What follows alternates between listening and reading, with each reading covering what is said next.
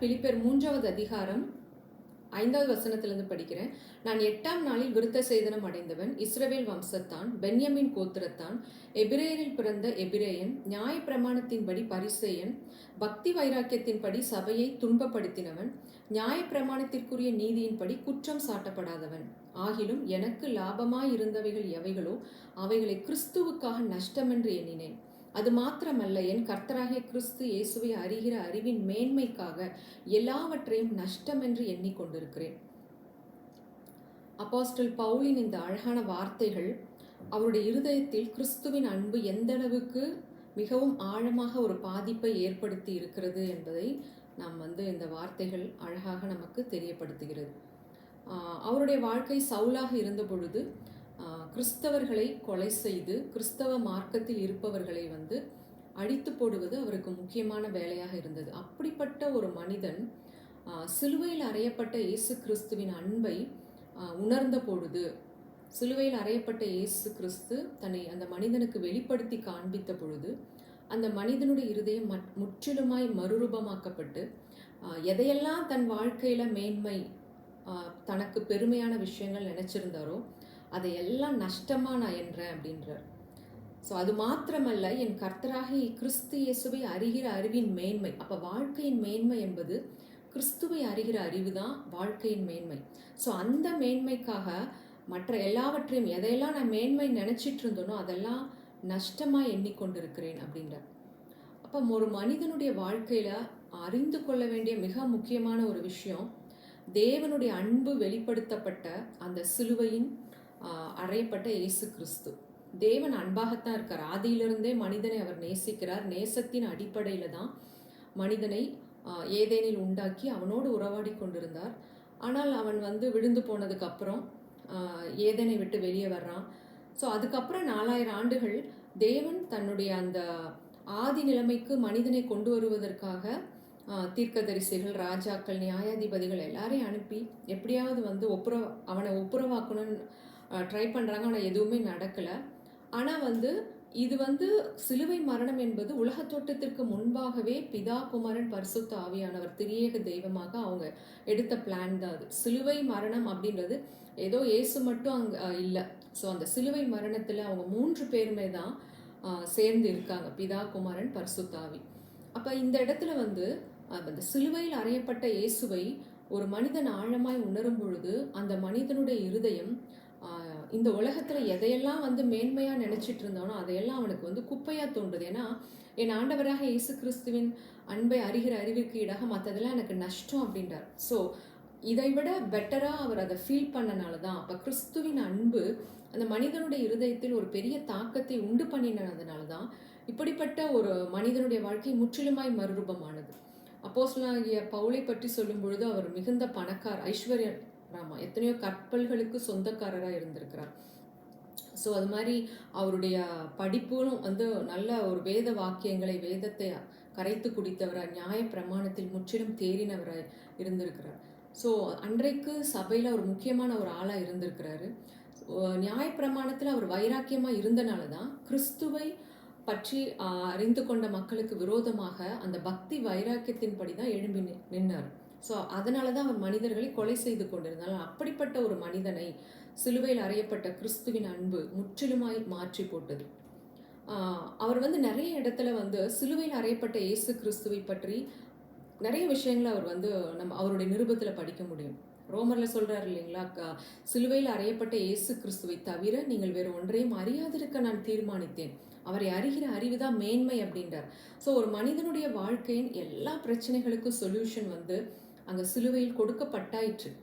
மனிதனுடைய எல்லா பிரச்சனைகளுக்கும் ஒரு முடிவை, ஒரு தீர்வை அங்கு தேவன் தன்னுடைய ஒரே பேரான குமாரனை இந்த உலகத்திற்கு கொடுத்து அந்த சிலுவையில் அவர் மரணத்தை அனுபவித்து நமக்கு பரிசுத்த ஆவியானவரை கொடுத்து விட்டு சென்றதுனால நம்மளுடைய வாழ்க்கை முற்றிலுமாய் இந்த உலகத்துல ஹெவன் ஆன் எர்த் லைஃப் வாழ்வதற்காக அத்தனையும் அவர் கொடுத்திருக்கிறார். ஆனால் நம்ம இதை சரியாக அறிந்து கொள்ளாததுனால தான் இன்றைக்கும் நாம் போராடி கொண்டிருக்கிறோம்.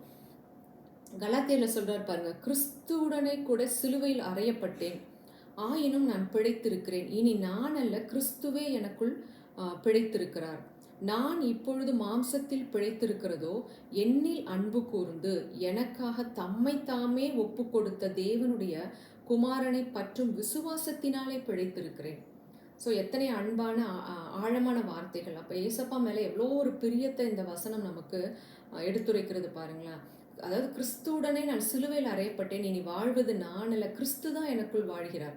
ஸோ என் ஆண்டவராக இயேசு கிறிஸ்து என்னில், அதாவது நீ நான் வாழ்றது எதனால் அப்படின்னா என்னில் அன்பு கூர்ந்து எனக்காக தம்மை தாமே ஒப்பு கொடுத்தார். இப்போ ஒவ்வொரு மனிதனுக்காகவும் அவர் தன்னை பலியாக ஒப்பு கொடுத்தார். ஸோ அப்போஸ்தலனாகிய பவுல் எப்படி கிறிஸ்துவின் அன்பை உணர்ந்தாரோ அப்படி ஒவ்வொரு மனிதனும் அதை அனுபவிக்கணும், உணரணும். ஸோ அதுதான் இன்றைய தேவையாக இருக்கிறது. இப்போ இன்றைக்கு நம்முடைய இருதயம் கிறிஸ்துவின் அன்பினால், சிலுவையில் அறையப்பட்ட கிறிஸ்துவின் அன்பினால் ஒரு மனிதன் நிரப்பப்படும் பொழுது அந்த இடத்துல மேட்டிமை இல்லை, பெருமை இல்லை, கசப்பு இல்லை, வெறுப்பு இல்லை. அவனுடைய எண்ணம் சிந்தனை எல்லாமே எப்படியாவது இந்த நல்ல ஆண்டவரை நான் அறிந்து கொள்ளணும் அப்படின்ற ஒரே ஒரு தாட்டுக்குள்ளே போகும் பொழுது அந்த மனிதனுடைய வாழ்க்கை எவ்வளோ வல்லமை உள்ளதாக இருக்கு பாருங்க. அப்போ அப்போஸ்தலனாகிய பவுலுடைய வாழ்க்கை சரி, அவருடைய ஊழியமும் மிகுந்த வல்லமையுள்ளதா இருப்பதற்கு என்ன காரணம்னா சிலுவையில் அறையப்பட்ட கிறிஸ்துவின் அன்பை அவர் இன்னும் ஆழமாய் அறிந்திருந்ததுனால தான் இப்படிப்பட்ட ஒரு வல்லமையான ஊழியத்தை செய்ய முடிந்தது. அவர் சொல்றார், இயேசு கிறிஸ்துவின் அன்பை எங்களை நெருக்கி ஏவுகிறது அப்படின்றார். ஸோ அவருடைய ஊழியம் முற்றிலுமாக எந்தவித சுயநலத்தின் அடிப்படையில் இல்லை, எல்லாமே கிறிஸ்துவின் அன்பினால் ஏவப்பட்டு அந்த ஊழியத்தை செய்தார். அவருடைய நோக்கம் எல்லாம் எப்படியாவது இந்த நல்ல ஆண்டவரை உலகம் அறிந்து கொள்ளணும். அவர் மிஸ் பண்ணியிருக்கிறார். இப்போ கிறிஸ்துவின் அன்பை அவர் ரொம்ப அறியாத ஒரு சூழல்ல மிகுந்த ஒரு கொடுமைக்காரனாக வாழ்ந்திருக்கிறாரு. ஆனால் அதை அறிந்த பிறகு ரொம்ப ஃபீல் பண்ணுறார். ஸோ அதனால தான் அவருடைய வாழ்க்கை முற்றிலுமாய், அவரை அறிந்த பிறகு அவருடைய வாழ்க்கை முற்றிலுமாய் கிறிஸ்துவுக்காக தன்னைத்தானே ஒப்பு கொடுத்தார். ஸோ அந்த அன்பு அவரை நிரப்பி ஏவியதுனால தான் அவருடைய ஊழியம் உலகம் முழுவதும் கிறிஸ்தவம் பரவுவதற்கு முக்கியமான ஒரு சீஷனாக அங்கே இருந்திருக்கிறார். அப்போ இன்றைக்கும் நம் ஊழியர்களும் சரி, விசுவாசிகளும் சரி, யாராக இருந்தாலும் சிலுவையில் அறையப்பட்ட கிறிஸ்துவின் அன்பை நாம் அதிகமாய் ஆழமாய் உணரும் பொழுது நிச்சயமாக நம்மளுடைய வாழ்க்கையை ஒரு பெரிய ஒரு டிரான்ஸ்ஃபர்மேஷனுக்குள்ளே போகிறத நம்ம பார்க்க முடியும். அதனால தான் கலாத்தியரில் அவர் கடிந்து கொள்கிறார். கலாத்தியர் 10 புத்தி இல்லாத கலாத்தியர் 3வது அதிகாரம் 1வது வசனத்தில், நீங்கள் சத்தியத்திற்கு கீழ்ப்படியாமல் போகத்தக்கதாக உங்களை மயக்கினவன் யார்? இயேசு கிறிஸ்து சிலுவையில் அறையப்பட்டவராக உங்கள் கண்களுக்கு முன் பிரத்யட்சமாய் உங்களுக்குள்ளே வெளிப்படுத்தப்பட்டிருந்தாரே. அப்போ இந்த இடத்துல யாரை குறிப்பிடுறார் பாருங்களேன். இயேசு கிறிஸ்து சிலுவையில் அறையப்பட்டவராக உங்கள் கண்களுக்கு முன்பாக வெளிப்படுத்தப்பட்டிருந்தாரே. நீங்கள் அதை பார்த்த பிறகு எப்படி கிருபைக்கு உட்பட்டிராமல் நியாயப்பிரமாணத்தை தேடி போறீங்க அப்படின்றத கேட்குறார். அப்போ சிலுவையில் அறையப்பட்ட இயேசு தான் கிருபை. அந்த கிருபைக்கு கீழ்பட்டிருந்தவங்க திரும்ப அவங்க கிரியைக்குள்ளே போகிறத பார்த்து அவர் இந்த இடத்துல வேதனையோடு இந்த கேள்வி எழுப்புறார். ஸோ நம்மளுடைய வாழ்க்கையிலும் நாம் முற்றிலுமாக எதை சார்ந்து கொள்ள வேண்டும்? தேவன் மாம்சத்தில் வெளிப்பட்டு அந்த சிலுவையில் தன்னுடைய மரணத்தினாலே மரணத்தின் அதிகாரியான பிசாசை அழித்து மரண பயத்திலிருந்து நம்மை விடுதலையாக்கி மரணத்தை பரிகரித்து ஜீவனையும் அழியாமையும் நமக்கு கொடுத்திருக்கிற அந்த நல்ல தேவனை, ஆண்டவராக இயேசு கிறிஸ்துவையே நாம் முற்றிலுமாய் சார்ந்து கொள்ளும் பொழுது நிச்சயமாக நாம் இந்த உலகத்தில் மகிமை நிறைந்த ஒரு வாழ்க்கை, அவருக்கு பிரியமான ஒரு வாழ்க்கையை நாம் வாழ முடியும். எப்படி அப்போஸ்தலனாகிய பவுலுடைய வாழ்க்கையில், அவருடைய ஊழியத்திலையும் சரி, அவருடைய வாழ்க்கையிலும் கிறிஸ்துவுக்காக தன்னை முற்றிலுமாய் அர்ப்பணித்திருந்ததுனால அவருடைய அன்பு அவருடைய இருதயத்தை, அவருடைய ஆவி ஆத்மா அத்தனையும் ஆளுகை செய்திருந்தது. அதனால தான் அவர் சொல்றார், கிறிஸ்துவின் அன்பின் ஆழம் அகலம் நீளம் உயரம் இன்னதென்று உணரவும் அறிவு கெட்டாத அன்பை நான் அறிந்து கொள்ளவும் தேவனே உடைய சகல பரிபூரணத்தினால் நிரப்பப்படும் உடைய மகிமையின் ஐஸ்வர்யத்தின்படி அனுக்கிரகம் பாராட்ட வேண்டுமாய் நான் ஜெபிக்கிறேன் அப்படின்னு சொல்றார். அப்ப தேவனுடைய அன்பை அவர் ஆழமா டேஸ்ட் பண்ணாரு. அது பத்தாது, இன்னொன்று ஆழமா அறிந்து கொள்ள வேண்டும் என்ற அந்த ஆசையோடு அவரை தேடிக்கொண்டே இருந்தார். ஸோ அதனால தான் அந்த அன்பை ஏன்னா மனுஷனுக்காக ஒரு தேவன் இப்படிப்பட்ட ஒரு விலைக்கரைத்தை கொடுக்க முடியுமா? இந்த விலைக்கரைத்தை கொடுத்து மனிதனை மீட்டு கொண்டிருக்கிறாரு. இந்த அன்பை மனித இனம் எப்படியாவது அறிந்து கொள்ளணும். ஏன்னா இந்த அன்பை அறியும் பொழுது அவன் சகல பரிபூரணத்தினாலும் நிரப்பப்படுகிறான். ஸோ எப்படிப்பட்ட ஒரு வாஞ்சையோடு அந்த ஜபத்தை அவர் ஏறெடுத்திருக்கிறார். ஸோ அவர் எல்லாவற்றையும் கிறிஸ்துவின் அன்பிற்காகத்தான் எதையுமே செய்தார். ஊழியத்தையும் சரி எல்லாவற்றையும் அவர் கிறிஸ்துவின் அன்பினால் ஏவப்பட்டு அதை செய்து முடித்ததுனால அந்த ஊழியம் மிகவும் வெற்றியுள்ளதாக இருந்தது. அந்த சிலுவையின் அன்பை அறிவதற்கு ஈடாக நான் மற்ற எல்லாத்தையும் நான் நஷ்டமாக நினைக்கிறேன் அப்படின்றார். ஸோ பிதாவாகிய தேவன் அவர் தன்னுடைய ஒரே பேரான குமாரனை கொடுத்து நம்ம இவ்வளவாய் அன்பு செய்திருக்கிறார். ஸோ அந்த அன்பை நாம் அறிந்து கொள்வோம். அதற்கு பரிசுத்த ஆவியானவர் நம்மில் ஊற்றப்பட்டிருக்கிறார். ஸோ நம்மளுடைய இருதயத்தில் ஊற்றப்பட்ட பரிசுத்தாவின் வல்லமையினால் நாம் பிதாவையும் இயேசு கிறிஸ்துவையும் முற்றிலுமாய் அறிந்து கொள்வோம். நாம் நித்திய ஜீவனை பெற்றுக்கொள்வோம். We are chosen to live a heaven on earth life. Amen. Amen.